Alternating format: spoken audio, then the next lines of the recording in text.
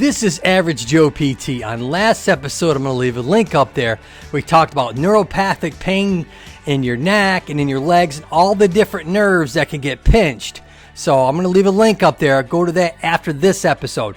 We're going to talk specifically about the hype, the nonsense of Piriformis syndrome, and go over some true treatments that can actually get rid of your pain in your buttocks. Stay tuned.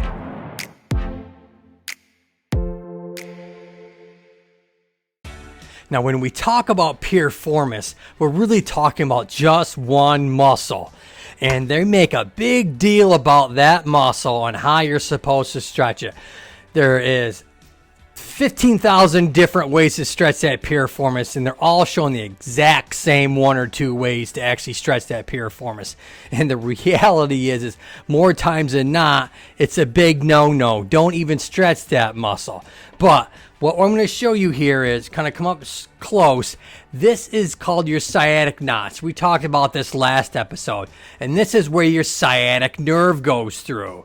Now that muscle group that we're talking about, that Piriformis muscle, actually starts at the sacrum and then comes over and attaches to the backside of the femur bone.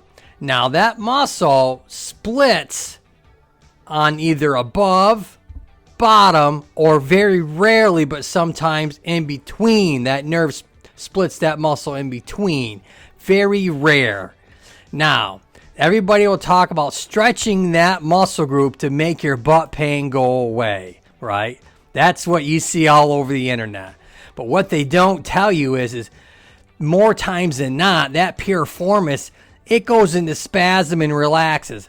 I'm going to leave a little card up here. Literally, you can go on Google, type in Piriformis syndrome, and it will tell you the likelihood of this being your issue is very low. And there's a reason why it's very low.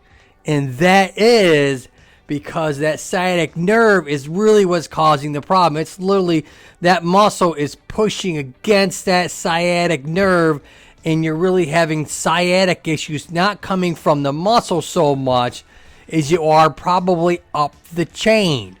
That L5-S1 disc that I've talked about several times, I'm going to leave a link up here, is probably more of your culprit when it comes to having the butt pain than actually your Piriformis. Now wait just a second. Don't click off yet. Because if you stretch that muscle, and everybody shows you on the internet, oh yeah, stretch the Piriformis, you're going to cross a leg and sitting and really wrench on it, or you're going to lie down on your back and you're going to pull that knee towards your opposite shoulder and you're going to really pull and stretch on that muscle. Guess what happens when you do that? There's 3 things that happen when you stretch that muscle, and that's really not what's causing your problem. Problem number 1 that happens is you actually overflex your lower part of your spine. And what happens when you overflex your lower part of your spine?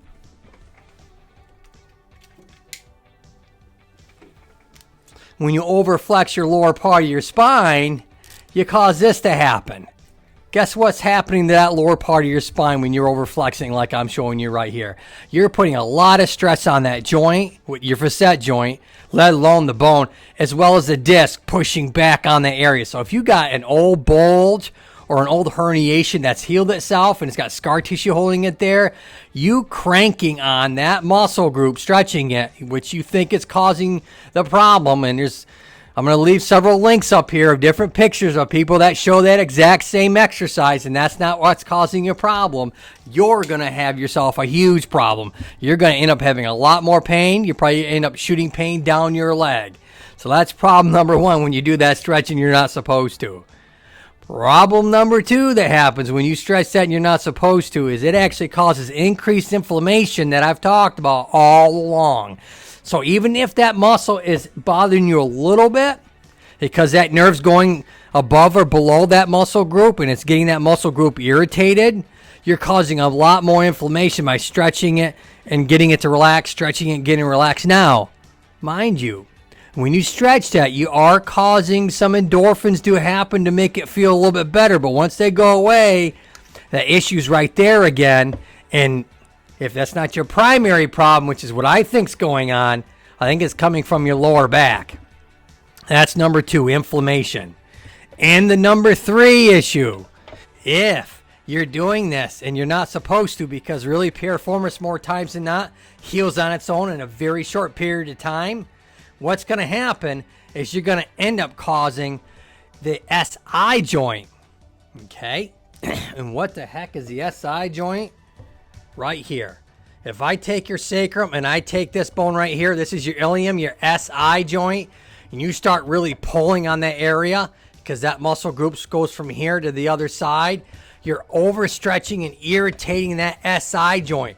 You're going to end up causing yourself a sacroiliac problem is what's going to happen. So you got all these people out there on the internet showing you that stretch, and in reality, it's probably the correct stretch if you're truly having piriformis syndrome, but more times than not, it's not that problem at all. If you take some ibuprofen, anti-inflammatories of some sort, Aleve, naproxen, icing it and resting it for 3 days. Don't even do that stretch you see on the internet. Give yourself the inflammatory phase of 3 days, 72 hours with what I just told you there. Then see if your pain is still there in that butt. If it's not, if it ain't broke, don't fix it. All right? But be mindful. That joint back there, when you're doing that piriformis stretch, is really getting irritated very quickly. And so you're not doing yourself any help or any justice by doing that particular stretch. Now, hopefully you guys will leave a like, give me a thumbs up for this video. I'd like to get it out to other people so that they don't hurt themselves with different stuff they're seeing out on the internet. That's probably, it's correct for a very, very, very small group of people, not the viewership or it's that they actually show on those videos, 100,000, 300,000 views, and you're like, I doubt there's that many people in the entire country that actually have that problem. So be mindful of that. Hopefully you'll give me a thumbs out and a shout out. Though, out of mass respect for those other people that are doing those videos, it is the correct exercise to do for a very small population, but you have to make sure these other pieces I've described in this video are actually not going on. And like I said, I would flip a coin, and I bet you more than 50% of the time, your problem is coming from a lower back problem, not from just the piriformis muscle. All right, so I want you guys to give me a thumbs up if you like this episode. But until next time, Scully and I always like to say, look up and keep smiling. See you next time, folks.